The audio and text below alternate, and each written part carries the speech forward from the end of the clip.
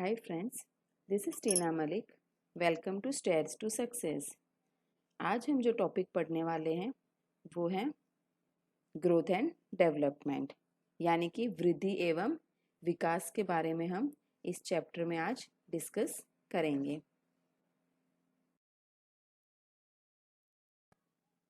अब कुछ पॉइंट्स देख लेते हैं that we are going to discuss in this chapter. First one is meaning of growth and development, यानी कि ग्रोथ और डेवलपमेंट, वृद्धि और विकास, वृद्धि एवं विकास का क्या मीनिंग है, क्या मतलब है, उसके बारे में हम डिस्कस करेंगे. नेक्स्ट वन हम देखेंगे difference between growth and development, यानी कि ग्रोथ और डेवलपमेंट, वृद्धि और विकास दोनों किस तरह से अलग हैं, उनके बीच में क्या क्या डिफरेंसेस हैं, उन सब के बारे में जानेंगे. नेक्स्ट वन इज टाइप्स और डोमेन्स ऑफ डेवलपमेंट, डोमेन्स के कितने डेवलपमेंट के कितने टाइप्स हैं वो देखेंगे. ठीक है. Next one relationship between development and learning, जो डेवलपमेंट और लर्निंग, ठीक है, विकास और अधिगम के बीच में क्या रिलेशनशिप है, ठीक है, कैसे ये प्रोसेस कर चलता है इनका, इन सब के बीच में क्या क्या रिलेशनशिप है, इन सब के बारे में डिस्कशन होगा. And next one is factors affecting development, वो कौन से कारक हैं जो डेवलपमेंट पर असर डालते हैं, डेवलपमेंट को प्रभावित करने वाले कारक के बारे में जानेंगे. नेक्स्ट इज और लास्ट में हम देखेंगे एजुकेशनल इम्प्लीकेशंस, मीन्स इसको एजुकेशन में कैसे अप्लाई किया जाए, टीचर को क्या क्या रोल प्ले करना चाहिए, उन सब के बारे में डिटेल में डिस्कशन होगा. Okay, let's start now. अब हम देख लेते हैं meaning of growth and development. ठीक है, क्या है ये growth and development? Human beings are not static entities, they keep on changing. Let's understand this change in terms of growth and development. Means जो ह्यूमन बींग हैं वो static entities नहीं है, यानी कि हर समय एक जैसे नहीं रहते. ठीक है. दे कीप्स ऑन चेंजिंग. आसान भाषा में बताती हूँ, जैसे हम 5 साल के थे, 5 साल पे थे, वैसे हम 15 पे नहीं रहेंगे, और जैसे हम 15 साल की उम्र में हैं वैसे हम 25 की उम्र में नहीं रहेंगे. क्यों? क्योंकि हर टाइम हर वक्त कुछ ना कुछ चेंजेस हमारे अंदर आते हैं as a growth and development. ठीक है, समझ रहे हो? चलो और डिटेल में अभी आगे हम समझते हैं. देखो ये पिक्चर के थ्रू आप इजीली समझ सकते हो. देखो एक साइड दे रखा है ग्रोथ, ग्रोथ जिसको हम मेजर कर सकते हैं क्वांटिटेटिव में, यानी कि मात्रा में. क्वांटिटेटिव का मतलब होता है मात्रात्मक, मात्रा में हम जिसे मेजर कर सकते हैं, यानी कि यूनिट्स में. हाइट को कर सकते हैं, वेट को कर सकते हैं. ठीक है, तो ये सब क्या है, ग्रोथ में आता है. ठीक है, तो देखो इस साइड दे रखा है ना, एक पौधा दे रखा है, वो कितना ग्रो कर रहा है उसे हम मेजर कर सकते हैं ना, इजीली मेजर कर सकते हैं हम. ग्रोथ में जो भी पौधा ले लो, बच्चे को पौधे की तरह ही लेकर चलना है. ठीक है, जैसे पौधा ग्रो होता है वैसे ही टाइम के अकॉर्डिंग बच्चा भी ग्रो करेगा. ओके, चाइल्ड भी ग्रो होता जाएगा. And same way next side दे रखा है डेवलपमेंट. डेवलपमेंट मेजरेबल होता है क्वालिटेटिव एंड क्वांटिटेटिव बोथ. ठीक है, यानी कि मेन फोकस जो होता है ना डेवलपमेंट का, अगर मेन देखा जाए तो वो आता है क्वालिटेटिव में.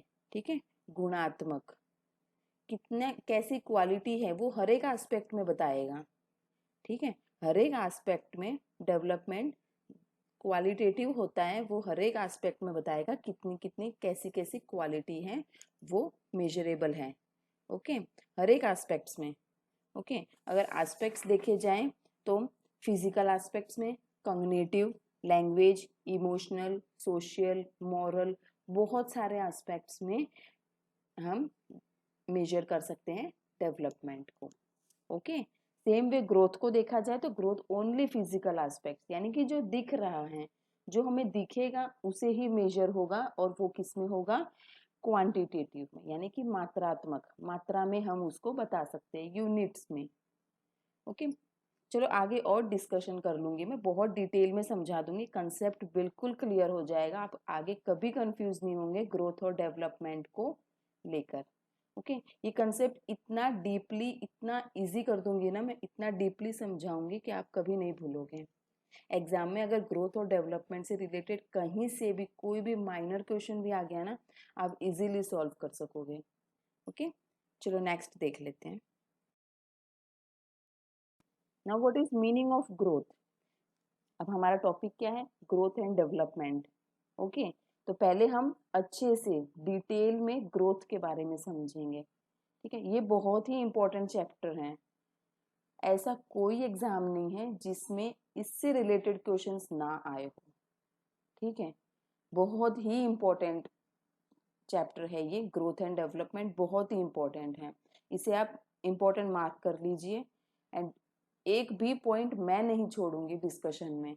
ठीक है, यानी कि एग्जाम का ऐसा कोई क्वेश्चन नहीं होगा जो आप सॉल्व ना कर सको, डिटेल में समझाऊंगी and each and every concept को क्लियर करते हुए चलेंगे हम। ओके, चलो अब हम देख लेते हैं कि वृद्धि क्या है, ग्रोथ क्या है, किसे कहते हैं ग्रोथ।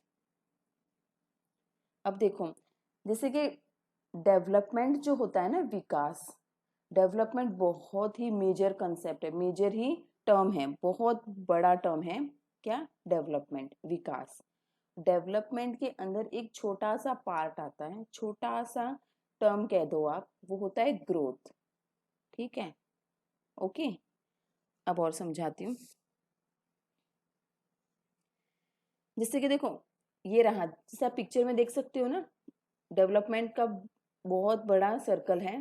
ठीक है, डेवलपमेंट का कंसेप्ट ही बहुत बड़ा है, टर्म ही बहुत बड़ा है, और उसके अंदर एक छोटा सा आ रहा है, छोटा सा कंसेप्ट, छोटा सा टर्म है, छोटा सा एक पार्ट है, क्या, growth. Okay, the term growth refers to quantitative changes in an individual and change in physical aspect only। ठीक है, जो ग्रोथ, जो ये टर्म है ना ग्रोथ, ठीक है, वृद्धि, वो क्या रिफर करता है, वो क्या बताता है, क्वांटिटेटिव चेंजेस, यानी कि मात्रात्मक जो परिवर्तन आ रहा है। ठीक है, मात्रात्मक चेंजेस जो आ रहे हैं उसके बारे में बताता है, और वो चेंजेस कौन से, सिर्फ फिजिकल एस्पेक्ट जो दिखाई दे रहे हैं। ओके, जो दिखाई दे रहे हैं, जैसे कि एग्जाम्पल दे देती हूँ, बच्चे की height, weight, body shape, body size, ये सब क्या है, वो हम देख सकते हैं ना, हमें पता लग रहा है कि इतना ग्रो हो रहा है। ठीक है, बच्चा ग्रो हो रहा है। सेम वे आप पौधा ले लो, पौधा जब निकलने लगता है बिल्कुल ही छोटा सा होता है ना, फिर धीरे धीरे उसको जैसे हवा पानी सब कुछ मिलता रहता है, तो वो धीरे धीरे ग्रो करता है। ठीक है, तो बच्चे को, चाइल्ड को हमें कंसिडर करना है कैसे, पौधे की तरह। ठीक है, ओके, जैसे जैसे पौधा ग्रो होता है वैसे वैसे चाइल्ड, अगर उसको प्रॉपर सब कुछ एनवायरमेंट, ठीक है, सारा कुछ अच्छे से मिलता रहे, ठीक है, तो फिर वो अच्छे से ग्रो होगा। नेक्स्ट वन, अब देख लेते हैं क्या है ग्रोथ। वृद्धि का अर्थ शारीरिक वृद्धि से है। ओके, शारीरिक वृद्धि मीन्स फिजिकल ग्रोथ से है। जैसे जैसे बच्चे बड़े होते हैं वैसे वैसे उनके शरीर के अंग बढ़ते जाते हैं। ओके, साधारण तौर पर वृद्धि का अर्थ बच्चे के शरीर के विभिन्न अंगों का विकास एवं अंगों की कार्य करने की क्षमता से लिया जाता है। ओके, जैसे जैसे बता रखा है ना कि जैसे जैसे बच्चे बड़े होते हैं वैसे वैसे उनके बॉडी के पार्ट्स भी बढ़ते जाते हैं। ओके, और साधारण तौर में देखा जाए तो वृद्धि का अर्थ क्या है, बच्चे के शरीर के विभिन्न अंगों का विकास। ठीक है, बच्चों के बॉडी पार्ट्स डेवलप होना। ठीक है, या उनके पार्ट्स ऑफ द बॉडी का फंक्शनिंग, ठीक है, किस तरह से वो फंक्शन कर रहे हैं, उनकी कैपेसिटी, उन सब से बताया जा सकता है ग्रोथ के बारे में। ठीक है, शारीरिक वृद्धि के द्वारा उसकी कार्य क्षमता का पता लगाया जा सकता है। ठीक है, फिजिकल एस्पेक्ट से हम उसके जो वर्क की कैपेसिटी है, ठीक है, उसने कितना प्रोग्रेस किया उसका हम पता लगा सकते हैं।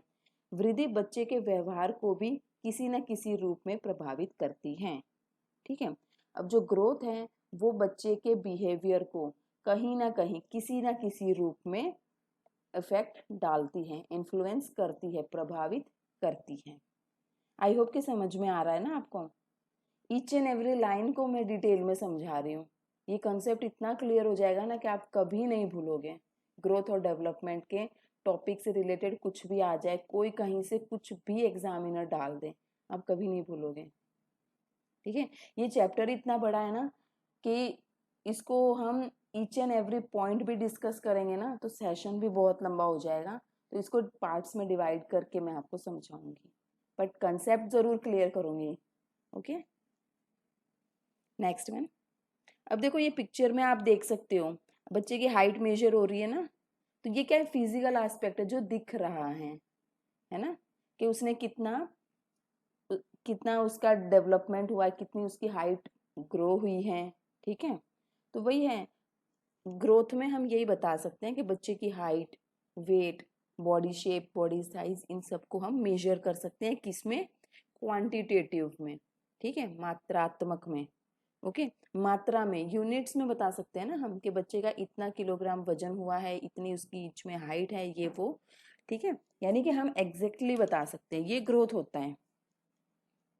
ओके, लेकिन जो ग्रोथ है ना ये सिर्फ फिजिकल एस्पेक्ट से जुड़ी हुई है। ओके, इसमें सिर्फ जो बोलते हैं ना प्रोग्रेस दिखती है वो सिर्फ फिजिकल एस्पेक्ट्स में दिखती है, और किसी चीज का और किसी एस्पेक्ट का, कंसेप्ट का इसमें पता नहीं लगा सकते हम।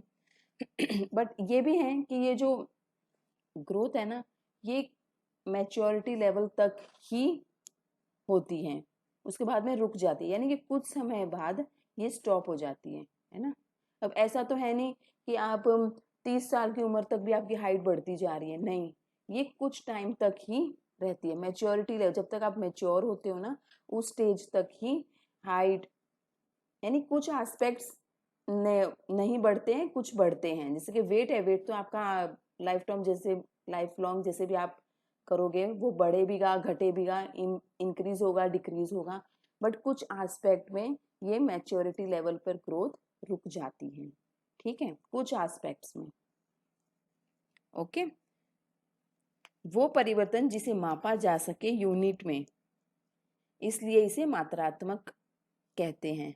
ठीक है, क्वांटिटेटिव चेंजेस किसको कहते हैं, वो परिवर्तन जिसे मापा जा सके, यूनिट्स में मेजर कर सके, उसे कहा जाता है मात्रात्मक परिवर्तन। ओके, ये तो आपको बता ही दिया था मैंने कि डेवलपमेंट एक बहुत बड़ा पार्ट है एंड ग्रोथ बहुत ही छोटा सा पार्ट है। Okay, next one. I hope कि आपका ग्रोथ यानी वृद्धि का जो कंसेप्ट है वो क्लियर हो चुका होगा। जैसे कि ग्रोथ बहुत छोटा सा पार्ट है ना, तो चैप्टर में भी ग्रोथ के बारे में बहुत ही कम डिस्कशन है, बहुत ही कम, सिलेबस ही बहुत कम है ग्रोथ का। क्यों?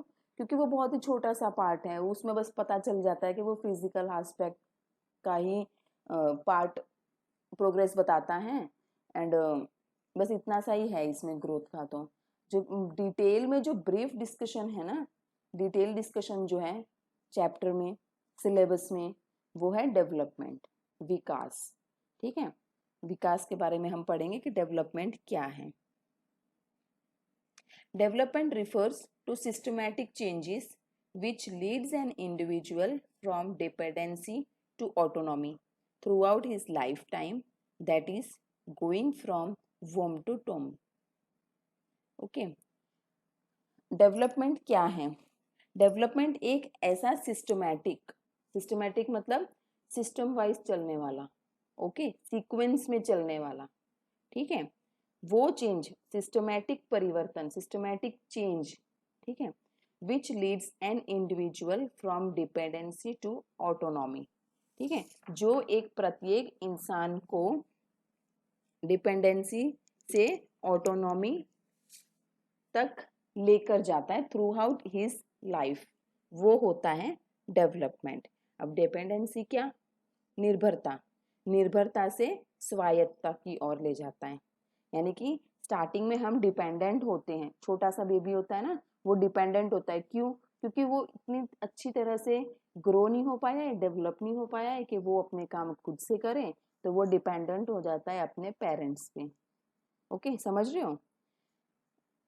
यानी कि डिपेंडेंसी से ऑटोनॉमी की तरफ जाता है, निर्भरता, यानी कि वो निर्भर है स्टार्टिंग में चाइल्ड तो, क्योंकि उसको अभी तक कुछ पता ही नहीं है, इतनी अच्छी तरह से डेवलप ही नहीं हो पाया है, वो खुद से कुछ नहीं कर सकता। तो डिपेंडेंट से इंडिपेंडेंट की ओर ले जाता है, ऑटोनॉमी की ओर, स्वायत्तता। ठीक है, लास्ट में धीरे धीरे जैसे जैसे टाइम चेंज होता जाता है, तो बच्चा पहले तो डिपेंडेंट है, वो धीरे धीरे टाइम के अकॉर्डिंग आगे जाके सब कुछ सीखता जाता है, डेवलप हो जाता है, वो फिर बाद में स्वायत्तता की ओर चला जाता है, मीन्स इंडिपेंडेंट हो जाता है, खुद से करने लग जाता है। समझ रही हो?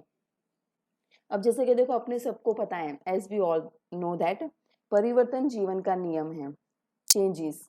ठीक है, जो लाइफ में जो चेंजेस आ रहे हैं, परिवर्तन आ रहे हैं, वो तो एक नियम ही हो गया ना जीवन का, ये तो आना ही आना है, हर किसी की लाइफ में आना है ना। डे टू डे चेंज आते हैं, ठीक है, और वो जो चेंजेस होते हैं वो सिस्टमैटिक एंड प्रोग्रेसिव चेंज होते हैं, उसे कहा जाता है डेवलपमेंट।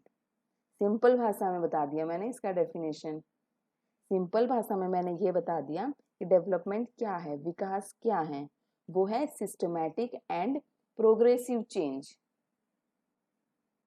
हर एक इंसान में जो सिस्टमैटिक और प्रोग्रेसिव चेंज आता है, प्रोग्रेसिव यानी प्रगतिशील, यानी कि बढ़ते क्रम में प्रोग्रेस हो रही है उसकी, ओके, तो उसे कहा जाता है डेवलपमेंट। समझे ना आप? इजी कंसेप्ट है। तो इसमें यही दिया हुआ है ना, development refers to systematic changes which leads an individual from dependency to autonomy, यानी कि निर्भरता से स्वायत्तता की ओर, throughout his life time, okay, that is going from womb to tomb. ठीक है, वोम टू टोम यानी कि गर्भ से कब्र तक, कब्र तक यानी कि डेथ तक बोल दो, मृत्यु तक। ओके, यानी कि गर्भ से, माँ के गर्भ में जब बेबी आता है तब से लेकर, बर्थ से लेकर नहीं बोलेंगे उसको, कंसेप्शन, यानी कि जब वो माँ के गर्भ में आता है बेबी, तब से लेकर टोम तक, यानी कि डेथ तक, उसके मृत्यु तक। Okay,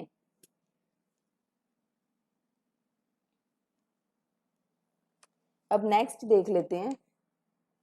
The term development refers to qualitative changes in an individual, such as change in personality or other mental and emotional aspects. ठीक है, यानी कि देखो, जो विकास जो एक टर्म है ना, डेवलपमेंट जो टर्म है, वो एक क्वालिटेटिव चेंजेस हैं, यानी कि क्वालिटेटिव चेंजेस मीन्स ये गुणवत्ता में बताएगा, गुणात्मक, ठीक है, गुण बताएगा, उसकी क्वालिटी बताएगा, जो भी एस्पेक्ट में प्रोग्रेस हो रही है उसकी गुण बताएगा, उसकी क्वालिटी बताएगा। ठीक है, तो वो क्वालिटेटिव चेंज यानी कि गुणात्मक। ओके, और वो कौन से चेंजेस होंगे, जैसे कि पर्सनालिटी में चेंज हो गया या other mental and emotional aspects में। ओके, इसमें सभी आ जाते हैं, फिजिकल एस्पेक्ट भी आ जाता है, कॉग्निटिव भी आ जाता है, लैंग्वेज एस्पेक्ट्स भी आ जाता है, इमोशनल भी, सोशल भी, मॉरल भी, बहुत से जितने भी है ना, वो सारे कंसेप्ट, जो सारे एस्पेक्ट्स हैं, उन सब की डेवलपमेंट होती है इसमें। ओके, उन सब का प्रोग्रेस होता है। ठीक है, ओके,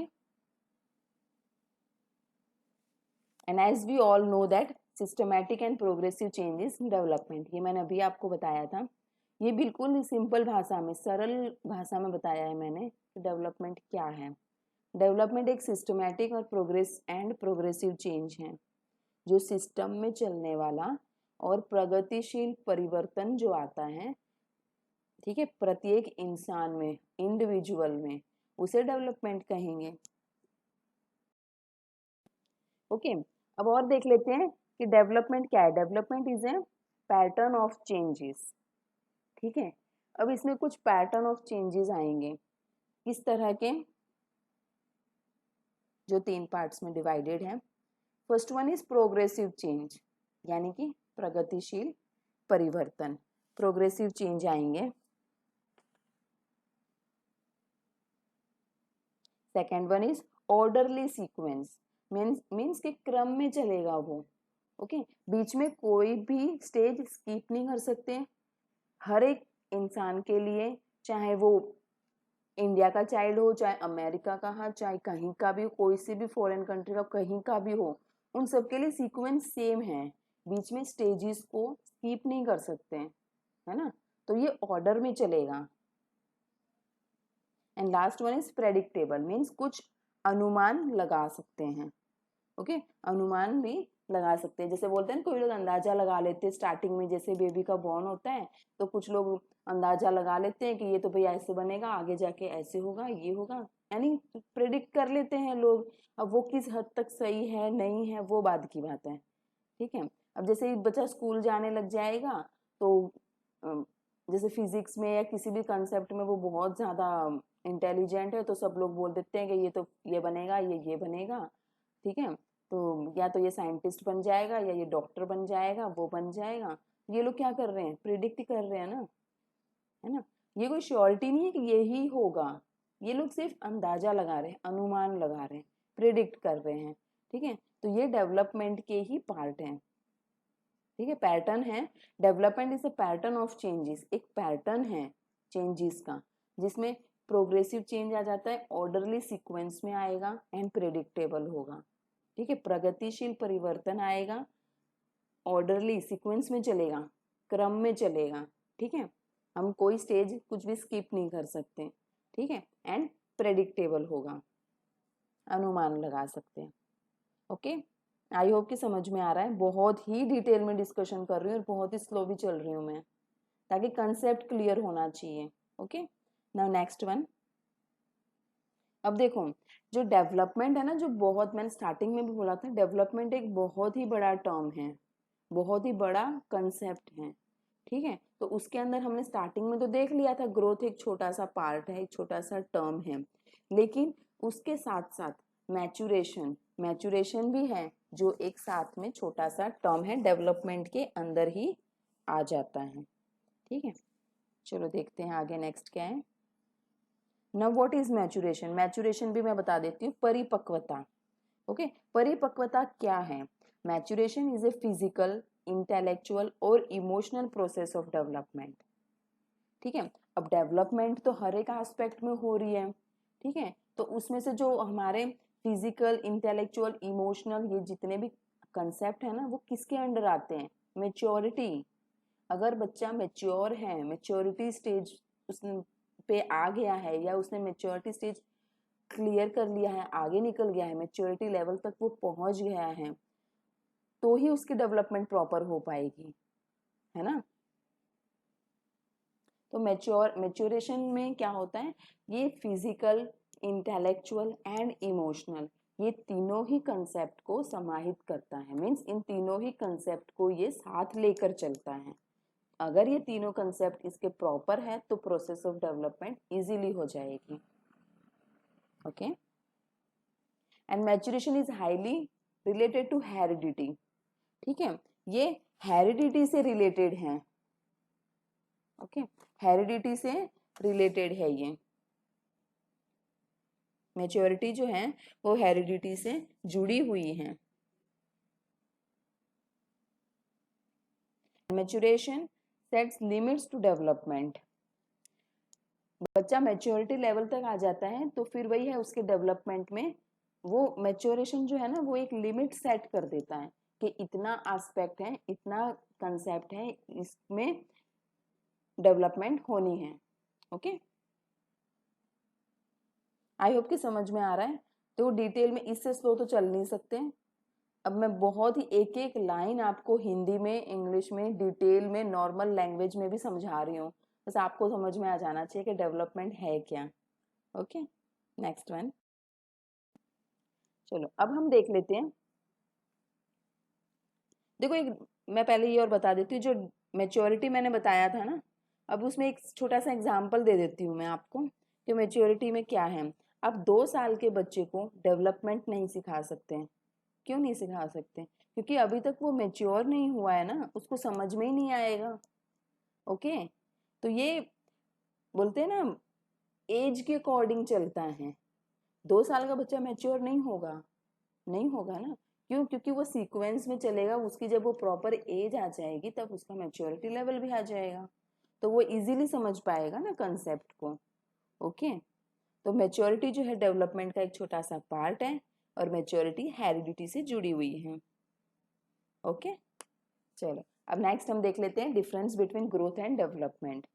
ग्रोथ और डेवलपमेंट, वृद्धि और विकास के बीच में क्या डिफरेंस है, क्या अंतर है? Okay, growth and development. चलो देखते हैं ग्रोथ क्या है। Growth refers to physical aspects only. ये हमने स्टार्टिंग में देख लिया था ना कि ग्रोथ क्या बताएगा? ओनली फिजिकल एस्पेक्ट, जो दिख रहा है, जिसे हम मेजर कर सकते हैं। ओके, जो दिख रहा है उसे ही हम मेजर कर पाएंगे ना। अगर हमारे सामने कोई चाइल्ड खड़ा है, कोई बच्चा खड़ा है, तो ही हम उसको देख के बता सकते हैं ना कि कितना ग्रो हुआ है वो।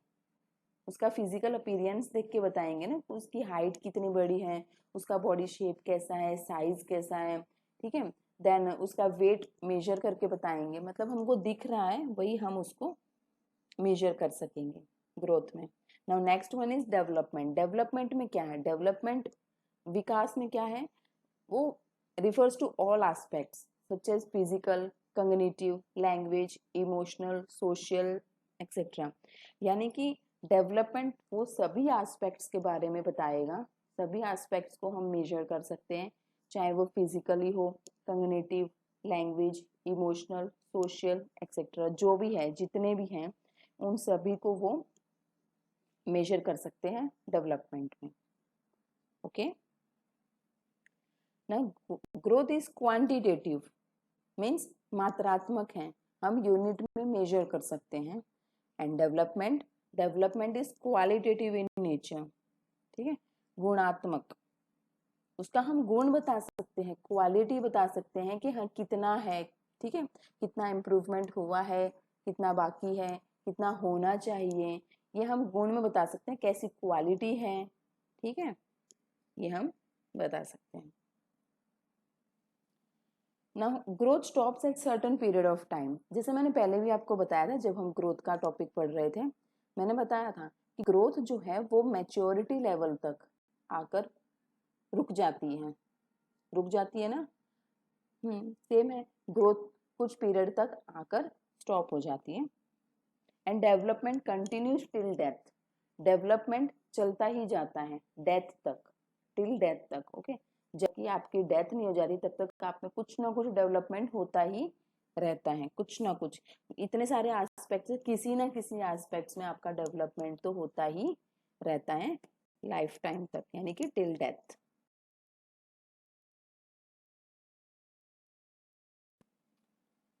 Next, growth can be measured. ये तो हमें पता ही है, अभी तक हम यही कहानी पढ़ते आ रहे हैं, ग्रोथ को हम मेजर कर सकते हैं यूनिट्स में। Okay, and development can only B assessed. Development का सिर्फ बोलते हैं ना प्रेडिक्ट कर सकते हैं, सिर्फ हम अंदाजा लगा सकते हैं, सिर्फ हम, यानी कि उसको एग्जैक्टली हम मेजर नहीं कर सकते, सही मापन नहीं होगा, ठीक है, सही मापन डेवलपमेंट का नहीं होगा, संभव ही नहीं है, पॉसिबल ही नहीं है कि हम एग्जैक्टली, मतलब हम ऐसे तो नहीं बोल सकते ना कि आपका कॉग्निटिव डेवलपमेंट इतना केजी, इतना ग्राम, इतना बड़ा है, नहीं बता सकते हैं, इसे हम मेजर ही नहीं कर सकते हैं कोई भी एस्पेक्ट्स में, चाहे लैंग्वेज एस्पेक्ट हो, इमोशनल, सोशल, ठीक है, कॉग्निटिव, किसी में भी हम यूं नहीं बोल सकते कि इसका इतना केजी, इतना ग्राम, इतना इंच बढ़ा है, नहीं बता सकते ना, हम मेजर ही नहीं कर सकते, हम सिर्फ अंदाजा लगा सकते हैं, सिर्फ असेस कर सकते हैं। Okay, growth include structural changes, that is height, weight, body shape, size etcetera, ठीक है, ग्रोथ में ये सारे स्ट्रक्चरल, जो स्ट्रक्चर है, जो दिख रहा है, जो फिजिकल अपीयरेंस है, उसको ही मेजर कर सकते हैं, वही ग्रोथ में इंक्लूडेड है। And development include structural and functional changes, ठीक है, डेवलपमेंट में दोनों चीज आ जाती हैं, स्ट्रक्चर भी एंड फंक्शनल भी, यानी कि जो फिजिकल अपीयरेंस है वो भी, एंड कैसे फंक्शन हो रहा है, ठीक है, आपके इमोशनल एस्पेक्ट्स, आपके कॉग्निटिव एस्पेक्ट्स, आपके लैंग्वेज एस्पेक्ट्स, सोशल, फिजिकल, इन सभी को ही समाहित करता है, इन सभी को इंक्लूड करता है डेवलपमेंट। अब देखो ये समझ लो आप, जैसे मैंने बताया था डेवलपमेंट एक ब्रॉड कंसेप्ट है, ठीक है, तो ब्रॉड कंसेप्ट माइनर कंसेप्ट को भी तो इंक्लूड करेगा ना। समझ रहे हो, ब्रॉड कंसेप्ट डेवलपमेंट है, ठीक है। अब डेवलपमेंट के अंदर एक छोटा सा कंसेप्ट है, माइनर सा कंसेप्ट है, छोटा सा, ओके, छोटा सा टर्म है ग्रोथ। तो डेवलपमेंट जो है वो ग्रोथ को भी तो साथ में अपने साथ इंक्लूड करेगा ना। इसीलिए इसमें बताया है कि स्ट्रक्चरल एंड फंक्शनल चेंजेस, यानी कि जितने भी फिजिकल एस्पेक्ट्स जो होंगे वो भी, and social, emotional, cognitive, language, ये सारे एस्पेक्ट्स को वो इंक्लूड करता है। ग्रोथ इज नैरो कंसेप्ट, ये अभी हमने देखा, बहुत ही एक छोटा सा नैरो सा कंसेप्ट है, बहुत ही छोटा सा टर्म है growth. And development is broad aspect या कंसेप्ट बोल दो, बहुत ही ब्रॉड है। डेवलपमेंट के अंदर ही आ जाते हैं growth and maturation, okay. Growth और मैच्योरेशन ये दो ऐसे टर्म हैं जिनके बिना डेवलपमेंट इनकम्प्लीट माना जाता है, ठीक है। मीन्स ग्रोथ और मैच्योरेशन दोनों ही एस्पेक्ट्स को साथ लेते हुए चलता है डेवलपमेंट, ओके। चलो नेक्स्ट वन, नेक्स्ट देख लेते हैं क्या है। इंक्रीमेंटल चेंजेस ओनली, ठीक है, बढ़ते हुए परिवर्तन ही बताएगा ग्रोथ। कितना इंक्रीज हुआ, कितनी हाइट बढ़ी, कितना वेट बढ़ा, ग्रो हो रहा है ना, वो बढ़ रहा है, तो बढ़ रहा है तो वो फिर इंक्रीमेंटल चेंज, यानी कि जितना इंक्रीज हो रहा है, जितना बढ़ रहा है उसी का चेंजेस बताएगा। ये तो नॉर्मल कॉमन सेंस वाली बात है, जैसे हम पता लग रहा है कि ग्रोथ में ग्रो हो रहे हैं, तो फिर वही हुआ, ग्रो होना मीन्स इम्प्रूव होना, इंक्रीज होना, तो सेम है, ग्रोथ तो इंक्रीमेंटल चेंजेस ही बताएगा। डेवलपमेंट, डेवलपमेंट बोथ हो सकता है, इंक्रीमेंटल एंड डिक्रीज, दोनों एस्पेक्ट, ओके। बढ़ते और घटते क्रम दोनों बताएगा। घटते क्रम बोलते हैं ना, हास बोलते हैं जो, वो हो जाता है इसमें, यानी कि किस एस्पेक्ट में बहुत ही वीक है, लो प्रोग्रेस है, लो रेट ऑफ प्रोग्रेस है, उन सब के बारे में डेवलपमेंट। नेक्स्ट हम देख लेते हैं टाइप्स, डोमेन्स ऑफ डेवलपमेंट, कितने टाइप्स हैं देख लेते हैं। टाइप्स ऑफ डेवलपमेंट कितने टाइप्स हैं। बेसिकली देखे जाए तो फर्स्ट वन फिजिकल डेवलपमेंट, यानी कि शारीरिक विकास, ओके। बच्चे का बॉडी से रिलेटेड कितना डेवलपमेंट हो रहा है, फिजिकल एस्पेक्ट्स में कितना डेवलपमेंट हो रहा है, उसका हाइट, वेट, ये सारा कुछ इसमें इंक्लूडेड है। Next one is cognitive development, means संज्ञानात्मक विकास। संज्ञानात्मक विकास वो थिंकिंग प्रोसेस, ठीक है, लॉजिकल, रीजनिंग, इमेजिनेशन, क्रिएटिविटी, जो भी आपके बोलते हैं ना माइंड से, दिमाग से जो भी रिलेटेड है, जो हमारे दिमाग में चल रहा है, वो सारा जितने भी एस्पेक्ट्स हैं उन सबको कवर करता है कॉग्निटिव डेवलपमेंट, ठीक है। यानी कि हम सोच, तर्क, कल्पना शक्ति, ठीक है, हमारा इंटेलेक्ट एस्पेक्ट जो है, हमारी थिंकिंग, रीजनिंग, इमेजिनेशन, क्रिएटिविटी, ठीक है, इन सबको इन्वॉल्व करता है, इन सबको इंक्लूड करता है कौन, संज्ञानात्मक विकास, cognitive development. Next one is emotional development. अब इमोशंस तो यूँ समझ लो हर एक इंसान में, हर एक ह्यूमन बींग्स में इमोशंस हैं, ठीक है। इमोशंस तो इंसान का बोलते हैं ना बहुत ही मेजर से मेजर एस्पेक्ट माना गया है इमोशंस, हर एक इंसान में इमोशंस हैं। तो इमोशनल डेवलपमेंट मीन्स सांवेगिक विकास, ठीक है। तो आप इमोशन को कितना कंट्रोल कर सकते हैं वो इन सब एस्पेक्ट्स में पता लग सकता है। इमोशनल डेवलपमेंट में हम पता लगा सकते हैं कि कितना इमोशंस को कंट्रोल किया जा रहा है। Next one moral development, means नैतिक मूल्य, नैतिक मूल्य का विकास, ठीक है। तो इसमें क्या क्या कुछ आ जाता है। अब समाज में रहने के लिए तो ज़रूरी है बेसिक एथिक्स हो, मॉरल वैल्यूज़ का थोड़ा बहुत नॉलेज हो, ठीक है। अब सोसाइटी में रहना है तो इन सब का तो बोलते हैं ना, इन सब का तो इन्वॉल्वमेंट, इन सब के बारे में जानकारी, इन सब के बारे में पता हर एक इंसान को होना चाहिए। कुछ basic ethics, basics moral values, ठीक है, ये सब कुछ पता होने चाहिए। Now next one is language development, भाषा का विकास। अब सोसाइटी में रहना है, ठीक है, तो भाषा का ज्ञान तो होना ज़रूरी है, भाषा का विकास होना ज़रूरी है। अब ये ना हमारे कॉग्निटिव डेवलपमेंट से जुड़ा हुआ है। लैंग्वेज डेवलपमेंट जो है वो कॉग्निटिव डेवलपमेंट से जुड़ा हुआ है। क्यों? क्योंकि जो भाषा जो है वो हमारे दिमाग में है ना, हम सोच समझ के बोलेंगे ना, ऐसा तो है नहीं कि कुछ भी बोल दिया। भाषा है, भाषा हमारे दिमाग में है, हमारे इंटेलेक्ट में है। सोच समझ, तर्क, कल्पना शक्ति, ये सब कुछ बोलते हैं ना कहीं कनेक्टेड है भाषा से। Now last one is social development, यानी कि सामाजिक विकास। अब समाज के तौर तरीके सीखते हैं इसमें, ठीक है, समाज में रहेंगे तो समाज के नियम कायदे कानून सब सीखने हैं, सब कुछ सीखा जाता है इन सब में, इन सब का विकास होता है। ओके, देखो फ्रेंड्स, मैं ये बताना चाह रही हूँ कि अगर ये तो हो गए टाइप्स ऑफ डोमेन, अगर आपसे एग्जाम में पूछा जाए ब्रॉड मेन डोमेन्स पूछ ले, ठीक है, ब्रॉड या मेन डोमेन्स ऑफ डेवलपमेंट पूछ ले, तो वो सिर्फ ओनली 4 हैं, ठीक है, जो ये हाईलाइटेड किए हुए हैं ना, वो है, बता रही हूँ मैं, physical development, cognitive development, social development and emotional development. ये जो सिर्फ 4 जो है ना डेवलपमेंट, ये broad main domains of development माने जाते हैं। क्यों? ये भी है, moral development and language development भी है, पर ये कहीं ना कहीं इन सब में ही इंक्लूडेड है। मैं बता देती हूँ, ये जो कॉग्निटिव डेवलपमेंट है ना, मैंने अभी एक्सप्लेन किया तभी बता दिया था मैंने, कि जो संज्ञानात्मक विकास जो है वो भाषा विकास को साथ लेते हुए चलता है ना कहीं इंटरकनेक्टेड है। लैंग्वेज डेवलपमेंट जो है वो कॉग्निटिव डेवलपमेंट के अंदर ही इन्वॉल्व हो जाता है। Same way moral development means नैतिक मूल्य। नैतिक मूल्य हम कहाँ से सीखेंगे? बच्चा कहाँ से सीखेगा? सोसाइटी से ना, समाज से सीखेगा, तो वो सोशल डेवलपमेंट के अंदर आ जाता है। समझ रहे हो? ओके देन, आगे बढ़ते हैं।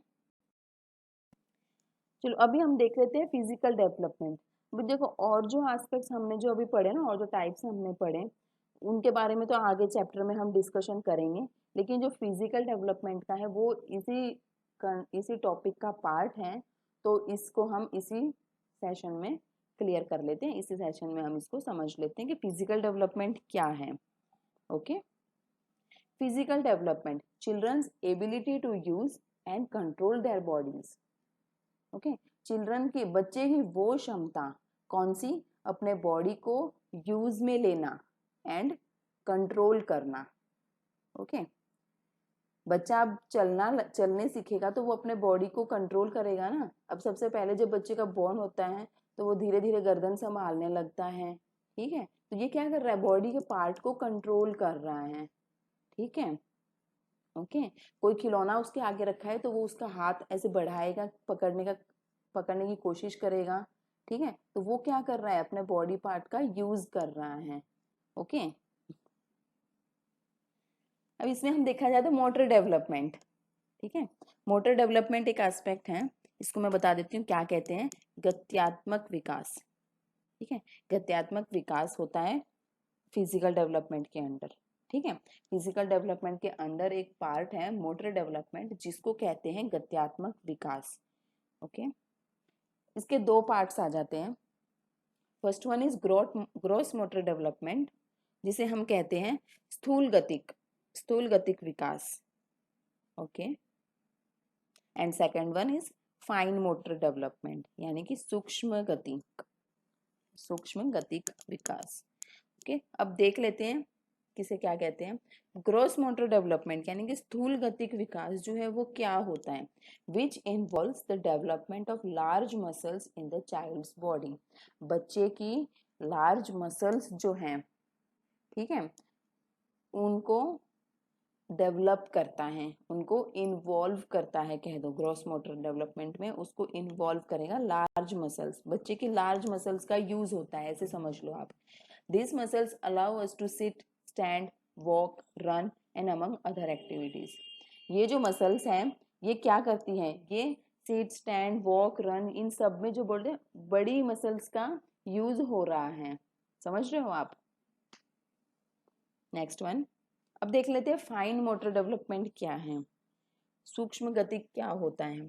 सूक्ष्म गतिक वो है जिसमें विच involves the development of the small muscles of the body, ठीक है, स्पेशली इन हैंड, ठीक है, यानी कि छोटी मसल्स का यूज हो रहा है, बच्चा अपने छोटी मसल्स का यूज करता है, खास तौर पर किसके, हैंड्स का, फिंगर्स का, okay. This muscles helps us in activities like writing, drawing, throwing etcetera, okay. यानी कि अगर बच्चा क्रिकेट खेलेगा तो वो जैसे बॉल कैसे फेंकते हैं ना, तो उसमें क्या होता है, उसमें हमारी फिंगर्स, बच्चे की फिंगर्स का यूज हो रहा है ना, मीन्स स्मॉल मसल्स का यूज हो रहा है, ओके। नेक्स्ट देख लेते हैं क्या है, ग्रॉस मोटर डेवलपमेंट। ये एग्जाम्पल है इसके, देखो एग्जाम के थ्रू आप बहुत इजीली समझ सकते हो। वो कहते हैं ना, लेक्चर मेथड से इतना समझ में नहीं आता जितना पिक्चर दिखा दो, मूवी दिखा दो, स्टोरी फॉर्म में सुना दो, वो इजीली समझ में आ जाता है। क्यों? क्योंकि वो हमारे माइंड में बैठ जाती है ना। देखो इसमें ग्रॉस मोटर डेवलपमेंट में बता देती हूँ। स्थूल गतिक में क्या क्या है, देखो साइकिलिंग हो रही है, ठीक है, खेल रहे हैं, फुटबॉल खेल रहे हैं, इनमें सब लेग्स का यूज हो रहा है, स्किपिंग कर रहे हैं, रनिंग कर रहे हैं, ठीक है। तो ये सब क्या है, लार्ज मसल्स का यूज हो रहा है ना। अब लार्ज मसल्स का यूज होगा तो वो किस में आ जाएगा, ग्रॉस मोटर डेवलपमेंट में।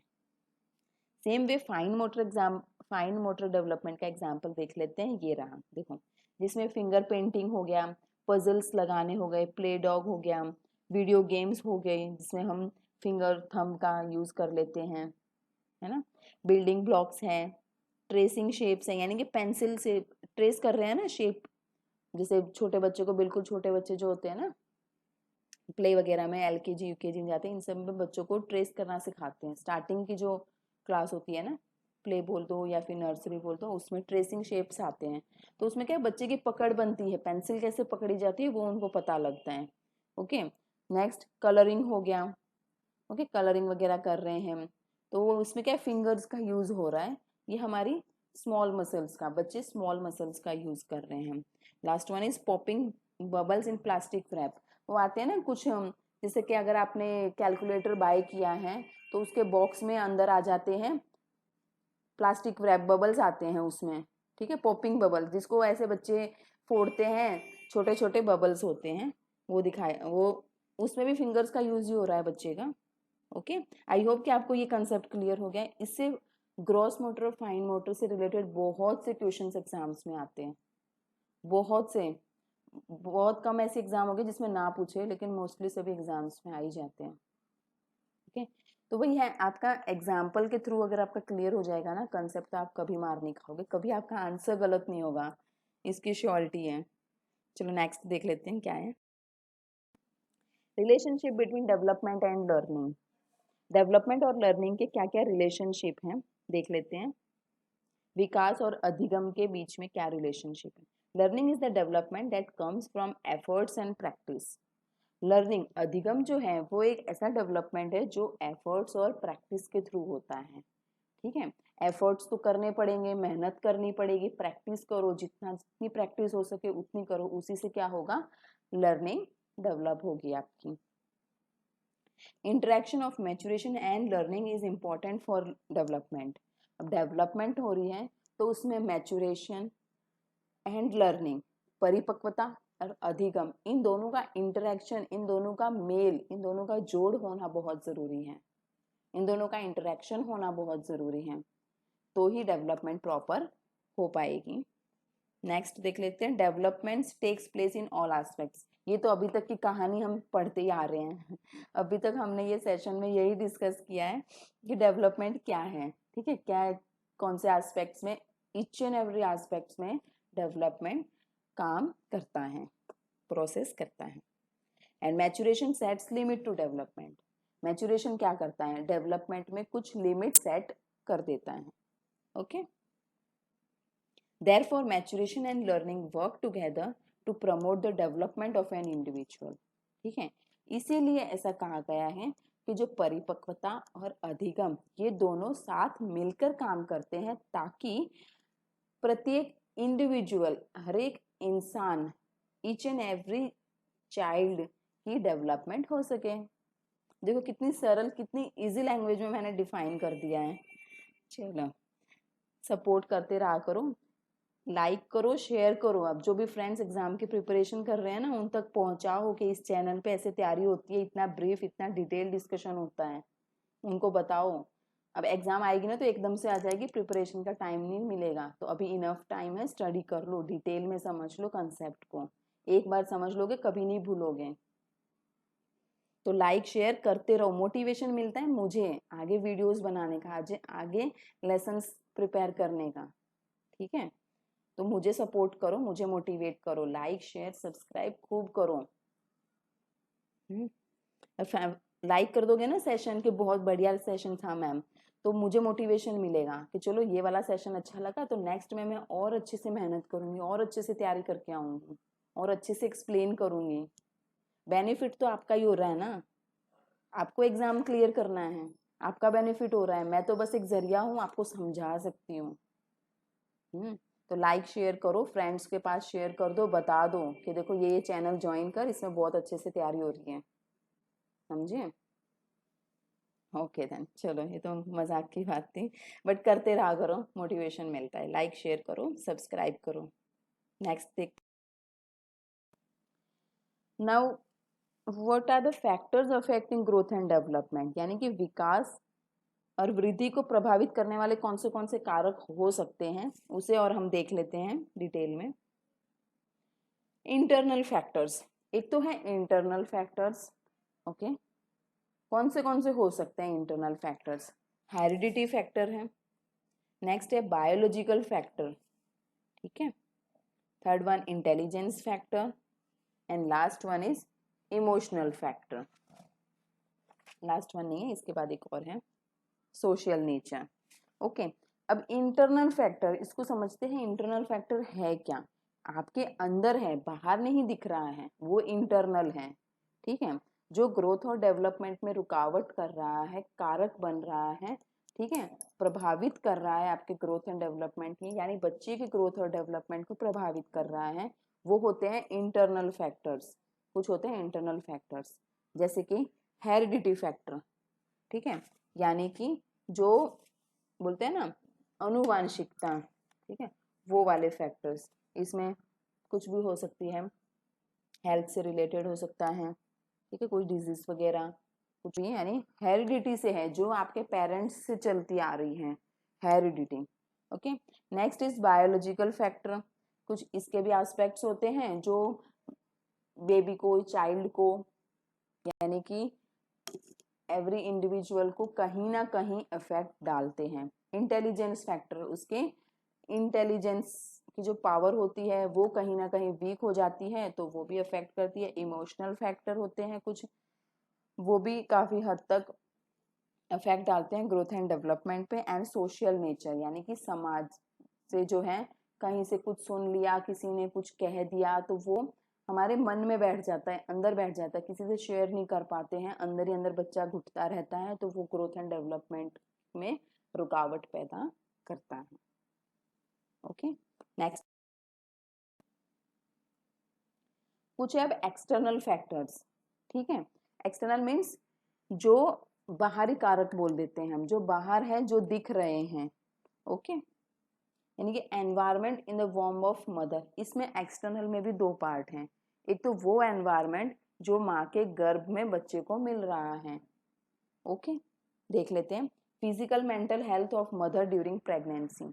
प्रेगनेंसी के दौरान अगर माँ की फिजिकल और मेंटल हेल्थ प्रॉपर नहीं है, ठीक है, सॉरी, अगर प्रॉपर नहीं है फिजिकल एंड मेंटल हेल्थ, तो वो काफी हद तक ग्रोथ में और डेवलपमेंट में रुकावट पैदा कर सकते हैं, काफी हद तक इफेक्ट पड़ता है इसका। सिंगल चाइल्ड और multiple child getting nourished in the form. अगर माँ के गर्भ में सिंगल चाइल्ड या मल्टीपल या ट्विंस है, कुछ भी है, जैसे बेबी है, तो उनको अगर प्रॉपर नरिशमेंट नहीं मिल पा रहा है माँ के गर्भ में, तो भी कहीं ना कहीं उनकी ग्रोथ और डेवलपमेंट में रुकावट आ सकती है, प्रभावित हो सकते हैं। ओके, अगर उनको प्रॉपर नरिशमेंट, खान पान अच्छा नहीं मिल पा रहा है तो।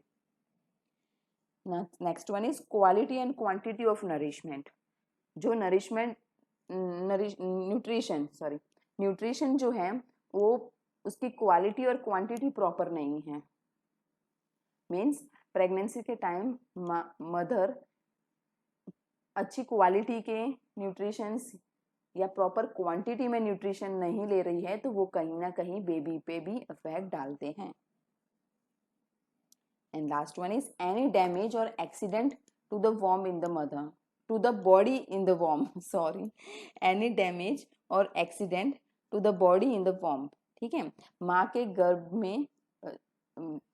गर्भ में जो प्रेगनेंसी के टाइम पे कुछ डैमेज हो जाना या फिर कोई एक्सीडेंट हो जाना जिसका पूरा का पूरा इफेक्ट माँ के गर्भ में पल रहे बच्चे को होता है तो कहीं ना कहीं ग्रोथ और डेवलपमेंट अफेक्ट होती है। ओके, यहाँ जो पॉइंट्स हमने पढ़े वो तो थे जो एनवायरमेंट इन द वॉर्म ऑफ मदर बच्चे को मिल रहा है माँ के गर्भ में। ठीक है, अब नेक्स्ट हम देखेंगे external factors, environment available after birth. Birth के बाद बच्चे का बॉर्न हो गया, बच्चे का बर्थ हो गया, उसके बाद जो बच्चे को एनवायरमेंट मिल रहा है वो कहाँ तक, किस हद तक बच्चे की ग्रोथ एंड डेवलपमेंट पे असर डालता है, प्रभावित करता है, उसे हम देख लेते हैं। Accidents and incidents in life में एक्सीडेंट होना या कोई इंसिडेंट हो जाना बच्चे के साथ।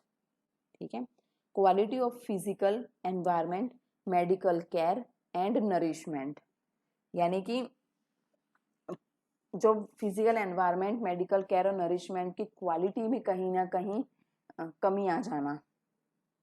Okay, what a child gets from social and cultural events, बच्चे को सामाजिक और सांस्कृतिक इवेंट्स से क्या कुछ मिल रहा है, क्या कितना इफेक्ट उस पर पड़ रहा है, वो भी ग्रोथ और डेवलपमेंट पे कहीं ना कहीं प्रभावित करता है।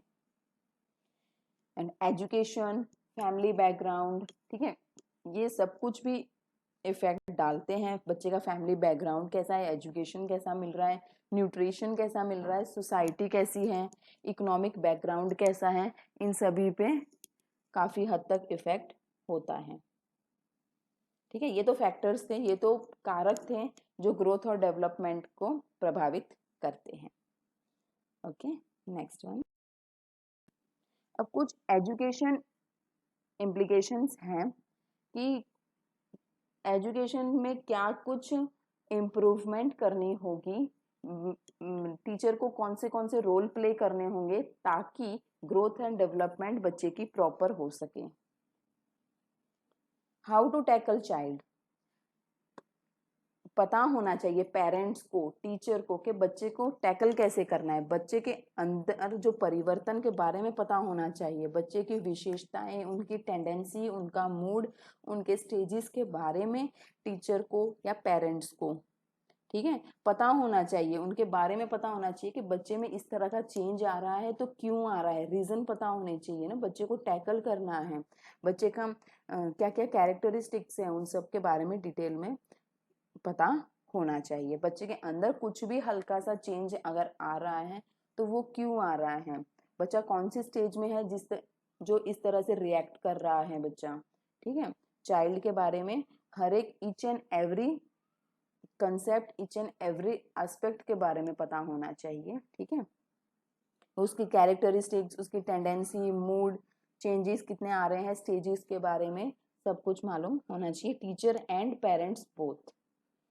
Okay, next one is proactive role play, means proactive role play कर सकें टीचर। ठीक है, as a teacher and parents आपको प्रोएक्टिव रोल प्ले करना होता है। ठीक है, यानी कि हर एक कंसेप्ट के बारे में, हर एक एस्पेक्ट के बारे में आपको पहले से पता होना चाहिए, तो आपको ऐसा रोल प्ले करना है जो प्रोएक्टिव हो। प्रॉपर एनवायरनमेंट, ठीक है, आप बच्चे को प्रॉपर एनवायरनमेंट दे सके ताकि बच्चा अच्छे से ग्रो हो पाए, नर्चर हो पाए, नरिश हो पाए, यानी कि अच्छे से उसको प्रॉपर एनवायरनमेंट मिले। ठीक है, अगर प्रॉपर एनवायरनमेंट होगा तो काफी हद तक growth and development easily and progressive way में हो पाएगी। इंडिविजुअल डिफरेंसेस का ध्यान रखा जाए, क्योंकि प्रत्येक बच्चा, प्रत्येक इंसान ही अलग है, सोच में, समझ में, हर एक एस्पेक्ट में। कोई भी दो लोग सेम नहीं हो सकते। उनकी थिंकिंग पावर, उनकी कॉग्निटिव एस्पेक्ट बोल दो, सोशल, इमोशनल, जितने भी हैं वो सब कहीं ना कहीं डिफर करते हैं। तो as a teacher and parents आपको ये पता होना चाहिए कि हर एक बच्चे में इंडिविजुअल डिफरेंसेस हैं, तो उसके अकॉर्डिंग हमें बच्चों के साथ डील करना चाहिए। उनके अकॉर्डिंग बच्चों के साथ हमें एजुकेशन, करिकुलम, सिलेबस सब कुछ उनके अकॉर्डिंग होना चाहिए। Now curriculum and syllabus. Curriculum syllabus बच्चों के अकॉर्डिंग प्लान करें। बच्चों की लेवल, एज, स्टेज, इन सब के हिसाब से एक्टिविटी प्लान होनी चाहिए। एंड करिकुलम सिलेबस परफेक्ट होना चाहिए, बच्चे के अकॉर्डिंग होना चाहिए। ओके ये तो थी आज की कहानी ग्रोथ एंड डेवलपमेंट। अभी चैप्टर फिनिश नहीं हुआ है। अभी इस चैप्टर में स्टेजेस है, प्रिंसिपल्स है, role of heredity and environment है, बहुत से अभी ऐसे मेजर टॉपिक्स बाकी हैं, उसे हम नेक्स्ट सेशन में करेंगे। ऑलरेडी ये सेशन बहुत लंबा हो चुका है, तो मैं नेक्स्ट सेशन में आपके साथ डिस्कशन करूँ। Okay and like, share, subscribe तो आप कर ही दोगे, क्योंकि आपको खुद को पता है ना मैंने कितनी मेहनत की है ये वाले सेशन के लिए। बस आप मोटिवेट करते रहिए, लाइक शेयर खूब कीजिए, तो मैं आगे और भी अच्छे से बहुत ही मेहनत करके बहुत ही अच्छी सी क्लास लेकर आपके सामने आऊँ। Okay, thanks for watching. मिलते हैं नेक्स्ट वीडियो में। Take care, bye bye.